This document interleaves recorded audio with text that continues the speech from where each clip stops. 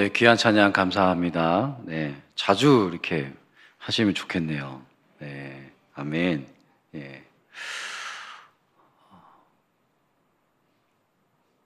우리 항정 집분자들 자주 예, 매주일 오후 예배 예, 오셔야 합니다. 네, 매일 출석부 만들까요?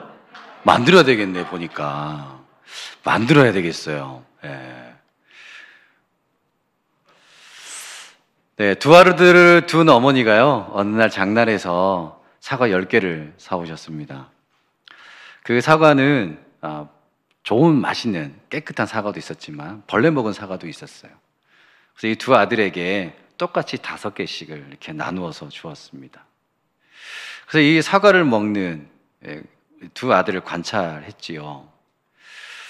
그런데 어떤 사과부터 먼저 먹는가 이렇게 관찰을 했더니요, 큰아들은 5개의 사과 중에 좋은 것만 먼저 5개 중에 좋은 거를 골라서 먹기 시작을 했고요. 작은 아들은 5개 중에 좀 상한 거 먼저, 벌레 먹은 거 먼저 이렇게 먹기 시작을 했어요. 여러분들은 뭘부터 드시겠습니까? 네? 좋은 거, 네, 나쁜 거. 네. 이 어머니가 어떤 아들을 칭찬했을까요? 좋은 거부터 먹은 아들. 네. 여러분, 5개 중에 이 큰아들은 좋은 것만 먹었어요. 좋은 것을 먹고 또 그 중에 좋은 것을 먹고 그 중에 좋은 것을 먹고, 그러다 보면 이 큰아들은 뭘 먹은 거예요? 결과적으로 좋은 것을 먹은 거예요. 근데 작은 아들은요, 그 중에 나쁜 걸 먹다 보니까 나쁜 걸 먹고 나쁜 거 먹고 나쁜 거 먹고 결국은 작은 아들은 나쁜 사과를 먹었어요. 여러분, 우리가 작은 아들을 왜 큰 아들을 칭찬했을까요? 작은 아들은 가장 나쁜 것만을 골라 먹은 셈이 되기 때문에 먹을 때마다 어떤 마음이 들까요? 나쁜 것에 대한 마음이 더 들게 되었습니다. 여러분, 우리의 삶도 마찬가지 않을까요?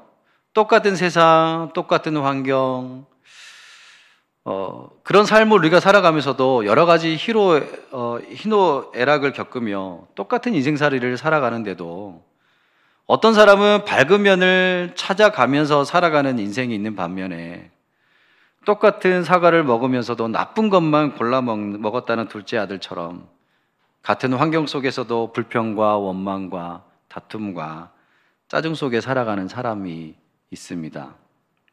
그렇죠? 네. 근데 여러분, 어찌 세상뿐이겠습니까? 세상의 삶뿐일까요? 우리 신앙 안에서도 마찬가지 아닐까요? 신앙 공동체 안에서도, 우리 교회 안에서도 마찬가지 아닐까 생각해 봅니다. 똑같은 상황을 마주하고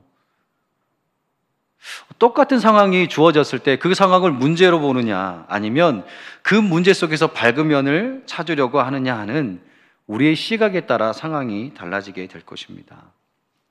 오늘 성경 말씀은 부솔 시내가에서 일어난 일을 소개하고 있습니다. 다윗은 사울을 피해서 블레셋 땅에 거하고 있었는데요, 시글락이라는 곳이에요. 오늘날 다윗과 그 일행은 이 아벡이라는 곳에서 블레셋을 도와서 전쟁을 하려다가 다시 본거지인 시글락으로 돌아왔습니다. 그런데 그만 그 시글락에 큰일이 터지고 말았어요. 다윗이 자리를 비운 사이에 아말렉 사람들이 쳐들어와서 마을을 불사르고 재물을 탈취해 갔습니다. 심지어는 아내와 자녀들을 사로잡아 갔어요. 다윗의 사람들은 심히 너무 마음이 아팠습니다. 하늘이 무너지는 줄 알았죠. 여러분, 재산을 잃는 것도 마음 아픈데 더군다나 자식을 잃게 되면 참 참고 견디기 어려운 일입니다. 그럼에도 불구하고 다윗의 이 사람들은 마음이 아프지만 또 다시 아픔을 뒤로한 채 아말렉을 쫓아갑니다. 다윗과 함께 출발한 사람들이 600명이었습니다. 그런데 부솔 시내쯤에 머물러 와서는 200명의 사람들이 너무도 힘들고 지치다고 중도에 갈 수 없다며 그냥 주저앉아 버렸어요. 다윗은 할 수 없이 이 200명의 사람들을 남겨두고 400명을 데리고 또 길을 떠납니다. 결국은 아멜렉을 물리치고 빼앗겼던 재물을 찾고 아내와 자식들을 데려오게 되는데요. 그리고 다시 시글락으로 돌아가는 길, 다윗 일행은 문제의 부솔 시내가에 도착하게 됩니다. 그곳엔 이미 피곤하다고 힘들다 하며 나고한 200명의 사람들이 있었습니다. 이들을 보는 순간 아말렉과 전쟁을 치렀던 이 400명의 사람들은 그들을 아주 못마땅하게 여기면서요, 되찾은 물건은 돌려주지 말고 그냥 아내와 자식들만 돌려주자라고 말을 합니다. 여러분, 200명의 사람들을 한번 보십시오. 한 공동체 안에 있었습니다. 한 가지 목적으로 달려갔습니다. 자신들의 가족을 구출하려는 목적. 동기도 목적도 같았습니다. 그런데 그 과정에서 틀어지기 시작합니다. 200명의 사람들은 지금 당장 힘이 드니까 동기와 목적은 아랑곳하지 않고 공동체는 생각하지도 않고 자신들만 편해버리면 된다라는 생각을 가졌던 것 같습니다. 그래서 그냥 부솔 시내에 그냥 머물러 버렸습니다. 200명의 군사나 400명의 군사는 똑같이 전쟁을 하고 나서 다시 가족을 구하려 출발을 했기에 힘들면 똑같이 힘들고 지치면 똑같이 지쳤을 텐데 공동체보다는 자신을 먼저 생각해 버렸던 것이죠. 공동체를 생각했다면 지쳤어도 내게 남아있는 조그마한 힘이라도 버티려고 애를 썼을 것인데 그냥 주저앉아 버리고 말았습니다. 여러분, 한편으로는 이해가 되지요. 그렇지요. 오직이나 힘이 들었으면 자기 가족을 구출을 하러 가는데 그냥 중도에 멈춰 버렸을까요?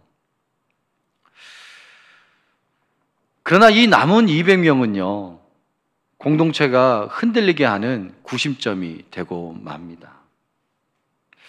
부솔 시내 200명의 사람들은 400명이 전쟁을 하면서 자신의 가족을 구출시키려고 피해를 때 쉬고 있었으니 당장은 편하고 좋을련지 모르지만 조금 후에 자신들을 향하는 이 400명의 개선 장수들은 보지 못했던 것이지요.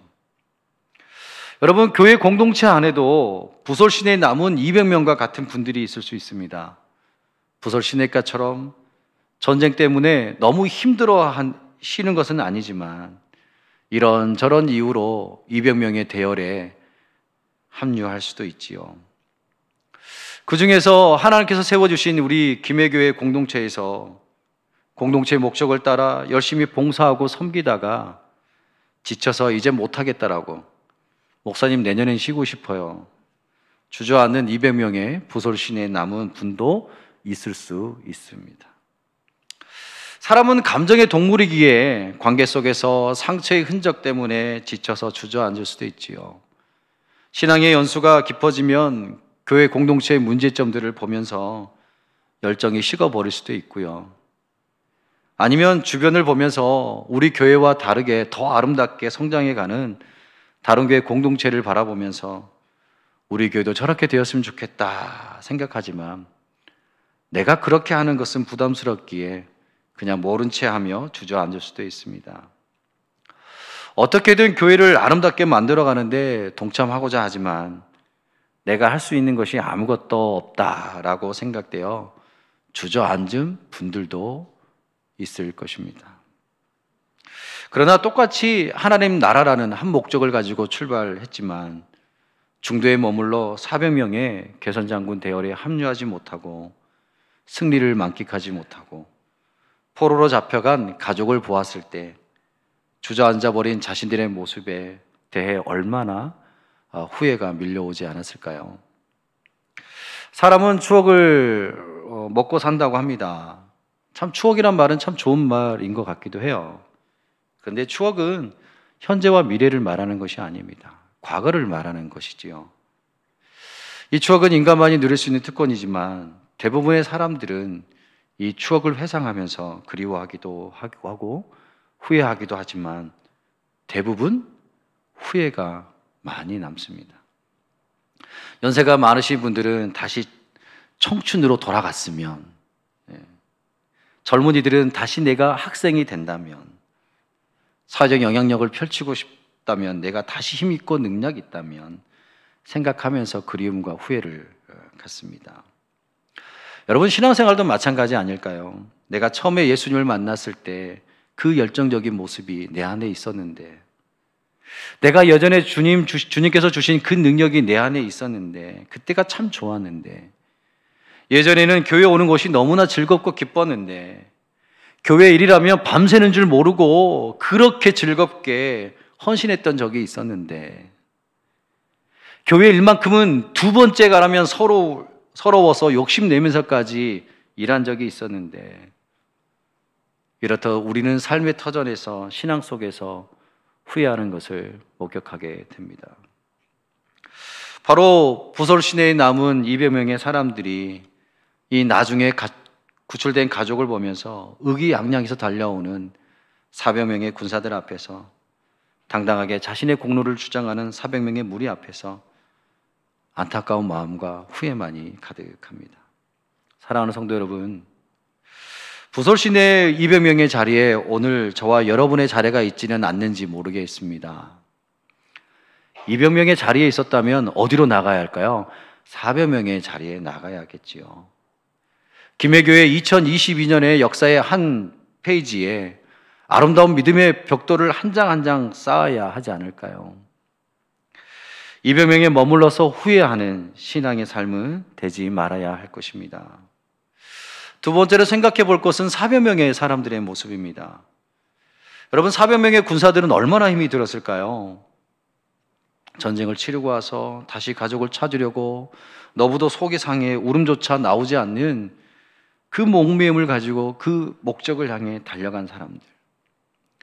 400명의 사람들은 200명의 사람들과 달리 힘들고 지치고 주저앉고 싶었지만, 가족들을 구출하려고는 그 목적을 가지고 결국은 전쟁에서 승리해서 의기양양하게, 기세등등하게 가족들도 다 구출하고 전쟁에서 승리하여 전리품도 갖고 돌아옵니다. 너무도 힘들었지만, 그렇지만 너무나 또 좋았습니다. 그런데 힘들었지만 앞으로 나아가는 데까지는 좋았습니다. 목적을 이룬 데까지는 참 좋았습니다. 그런데요, 그 후가 문제였습니다.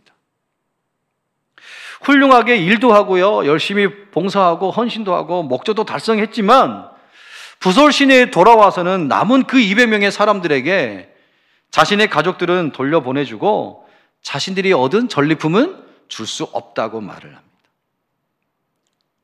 남은 200명의 사람들은 전쟁하는데 아무런 기여가 없었기 때문에, 그 전장에 함께 하지 않았기에 가질 자격이 없다라고 말을 하고 있지요. 그들로서는 당연히 특권을 누릴 자격이 되었지만 남은 200명에 대한 배려가 없던 것을 보게 됩니다. 여러분, 사회생활과 교회생활의 차이점이 무엇인가요? 많은 차이점이 있겠지만 본문을 통해서 들여다본다면 소득분배일 것 같아요. 사회는, 기업은 자신이 능력만큼, 자신이 노력한 만큼 대우를 받고 자신이 일한 만큼 가져가지 않습니까? 회사가 잘 운영되면 보너스다, 인센티브다, 월급도 많이 올라가죠. 반대로 회사 경영이 어려워지면 인원 감축이 될 수도 있고요, 또 월급이 깎일 수도 있습니다. 그런데 교회는 사회생활처럼 되는 곳이 아니지요. 대한민국 복음화를 위해서 선교사들이 이 땅을 향해서 배를 타고 들어옵니다. 근데 목적은 한국에 복음을 전하는 것인데, 선교사님들 중에요, 한국 땅을 밟기 전에 배가 풍랑을 만나서 파산되거나 또 이방인 취급을 받아서 땅도 밟아보지 못하고 불타는 경우도 있었습니다. 겨우 한국 땅에 도착했지만 풍토병에 걸려서요, 전도 한 명 못 해보고 죽은 선교사님들도 계십니다. 여러분, 이런 선교사님들을 사회적인 시각으로, 세상적인 눈으로 바라보면, 경제적인 시각에서 바라보면 성공한 사람들인가요? 실패자인가요? 실패자죠. 그렇죠. 실패자입니다. 왜요? 아무런 소득이 없기 때문에 실패자라고 말을 합니다. 그런데 실패자인가요? 그 누구도 이분들을요, 실패자라고 말하지 않습니다. 실패자는커녕 한국 복음화의 영웅들이라고 말을 합니다. 히어로라고 말을 합니다. 예수님께서도요, 100마리의 양이 있는데 그 중에 한 마리 양이 없어졌을 때 그 잃어버린 양을 포기하고 그냥 99마리로 만족하라고 하시지 않았습니다. 한 마리를 찾아서 온 열정과 희생을 하라는 것이죠. 여러분, 사회적인 관점에서는 있을 수 없는 일입니다. 한 마리 때문에 99마리가 희생한다고요? 차라리 99마리로 다른 일을 하는 게 더 빠를 수 있고요. 그게 더 효과적이고 더 경제적이고 라고 보는 것이 사회적인 관점입니다. 성경적인 관점은 사회적인 관점과는 너무나 다릅니다. 400명의 군사들에게 사회적인 관점에서는 전리품을 자기들만 챙긴다고 했을 때 아무도 말할 이유가 없습니다. 당연히 그렇게 하는 게 맞아 보입니다. 그런데 신앙 안에서, 신앙의 공동체에서 사회적인 관점이 아니라 신앙적인 관점에서 바라봐야 합니다. 오늘 부솔 시내에 도착한 400명의 개선 장수들은 하나님의 방법이 아니라 사회적인 방법을 주장하고 있습니다. 세상적인 방법을 주장하고 있습니다. 200명의 사람들은 전장에 나가지 않았기에 아무런 노력도 희생도 없었기에 아무런 특권을 누릴 자격이 없다라고 말을 합니다. 좀 더 쉽게 말을 하자면 이런 거 아닐까요? 나는 교회에서 여러 봉사를 하기에 나보다 봉사를 더 하지 않는 당신들과는 나는 다르다, 나는 틀리다 라는 생각일 수도 있습니다. 아니, 내게 영적인 파워나 내가 기도를 많이 하기에 나는 그렇게 하지 못하는 당신들과는 좀 틀리다고 생각할 수도 있습니다.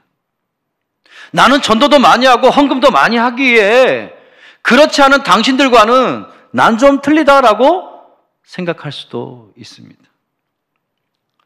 400명의 개선 장수들은 부솔 시내에 남아있는 200명의 좋은 것을 보기보다는 좋지 못한 것을 먼저 보다 보니 신앙적인 관점보다는 사회적인 관점을 바라보게 되니 자신들의 주장만 앞세우는 것을 보게 되지요. 사랑하는 성도 여러분, 우리 김해교회 안에는 400명의 개선 장수들이 필요합니다. 힘들고 지치지만 교회의 목적을 따라 하나님 나라를 위해서 열정을 가지고 전쟁터를 향해서 나아가야 합니다. 그러나 그 후가 중요합니다. 영적인 파워이든 전도이든 헌금이든 기도이든 봉사이든 400명의 용사가 되는 것은 너무나 좋은 일이고 감사한 일입니다.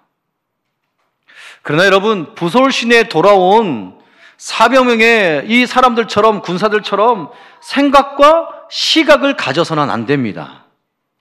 나는 좀 특별하다는 생각, 나는 좀 저들과 다르다는 생각, 그래도 나는 누구보다는 좀 더 괜찮지 않을까라는 이런 생각은 위험합니다.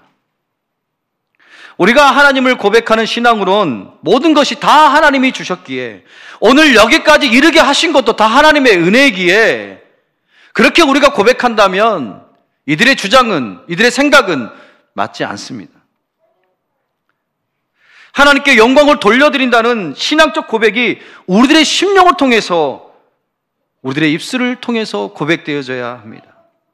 여러분 교만의 생각을 가져서는 안 됩니다. 내 생각은 맞고 내 주장은 맞고 상대방의 의견은 잘못되었다라고 바라봐서는 안 되는 것이지요. 결국 이러한 모습은 공동체를 방해하고 마는 것입니다. 이러한 자들은 성경은 오늘 뭐라고 말을 하고 있습니까? 22절입니다. 다윗과 함께 갔던 자들 가운데 악한 자와 불량배들이 다 이르되, 악한 자와 불량배들이라고 말씀은 증언하고 있습니다. 여러분, 우리들도 예외일 수 없습니다. 나 또한 악한 자, 불량배가 될 수 있다는 사실입니다. 우리들의 마음을 한순간에 사로잡는 교만과 죄악의 생각들이 그렇게 우리들을 악한 자로, 불량배로 전락시킬 수 있기에 그렇습니다.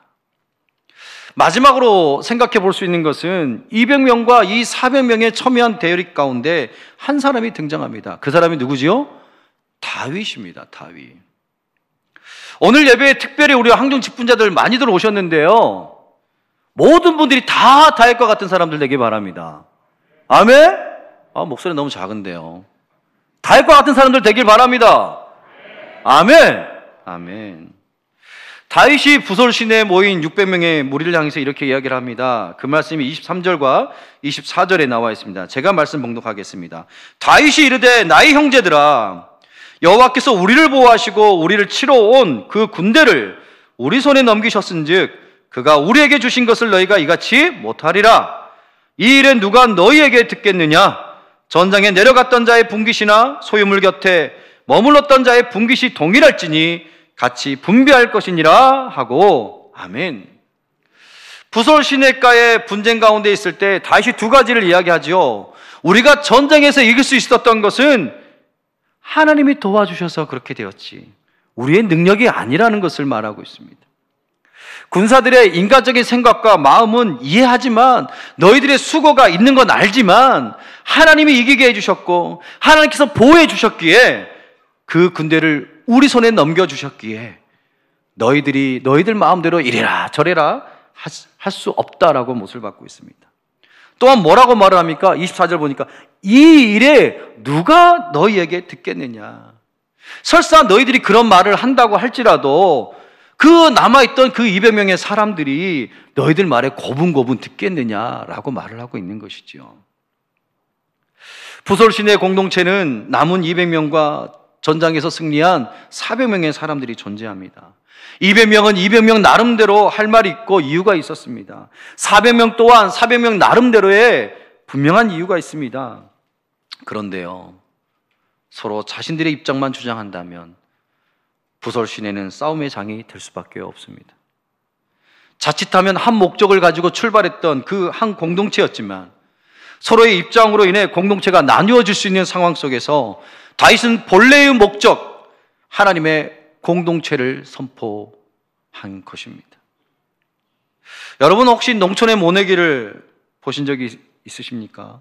모를 심어두고 물이 넉넉하게 있어야 푸르게 잘 자라고 가을에 좋은 열매를 맺게 됩니다. 그런데 가뭄이 든 논을 보게 되면 잎사귀는 좀 푸릇푸릇한 것 같은데 논바닥이 쩍쩍 갈라져 있게 되는 것을 보게 되지요. 부솔 시내에 다윗의 말이 들려지지 않았다면 부솔 시내는 가뭄의 논과 같아서 보기에 참 흉했을 것입니다. 그런데 부솔 시내는 다윗의 말을 듣고 200명과 400명의 사람들이 하나님 중심의 공동체가 됩니다. 우리가 읽은 본문 25절에 이렇게 기록되어 있습니다. 그날부터 다윗이 이것으로 이스라엘의 율례와 규례를 삼았더니 오늘까지 이르니라. 아멘. 한마디로 부솔 시내는 아름다운 전통을 만들어 600명의 공동체에서만 머문 아름다운 것이 아니라 그 아름다움을 보고 자라나는 다음 세대까지 그 아름다운 전통을 전해주고 후손들로부터 자랑거리가 되었다라는 것입니다. 말씀을 마치겠습니다. 부솔 시내는 하나의 목적과 동기로 출발했지만 중도에 어떠한 이유로 인해 주저앉은 한 무리가 있었고 목적을 성취해서 승리의 개선장군이 된 한 무리가 존재했습니다. 그 안에 갈등도 있고 아픔도 있고 분냄도 있고 견해의 차이도 있었습니다. 그렇지만 다윗을 통해 부솔 시내는 아름다운 율례와 규례를 만들어진 멋진 성령 충만한 곳이 되었습니다. 사랑하는 성도 여러분, 공동체의 문제 앞에 부정적인 모습과 긍정적인 모습은 항상 존재합니다. 아니, 앞으로도 계속해서 존재할 것입니다. 그럴 때 우리는 200명입니까? 400명이 되시겠습니까?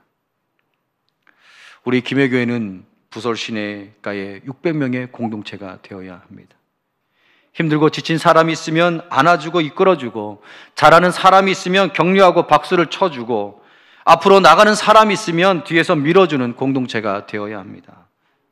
그래서 지치고 힘든 사회생활 속에서 교회만 오면 평안이 있고 위로가 있고 기쁨이 있고 절로 웃음이 나오는 공동체를 만들기에 서로 미안합니다, 서로 고맙습니다, 서로 사랑합니다의 마음으로 부솔 시내의 공동체를 만들어가는 우리 모두가 되기를 소망합니다. 기도하시겠습니다. 좋으신 하나님, 200명의 모습이 우리 안에 있습니다. 400명의 모습도 우리 안에 있습니다. 우리 김해교회가 부설신의 600명의 공동체가 되게 해 주옵소서. 힘든 거 다 내려놓고 힘을 얻는 공동체가 되게 해 주옵소서. 기쁨이 샘솟고 종교를 가진 기독교인의 모임이 아니라 하나님을 하나님 되게 하는 그리스도인의 공동체가 되게 해 주옵소서. 각자의 생각 가운데 좌정하셔서 주님만 바라보며 열정적으로 아름답게 쓰임받는 우리 모두가 되게 하여 주옵소서.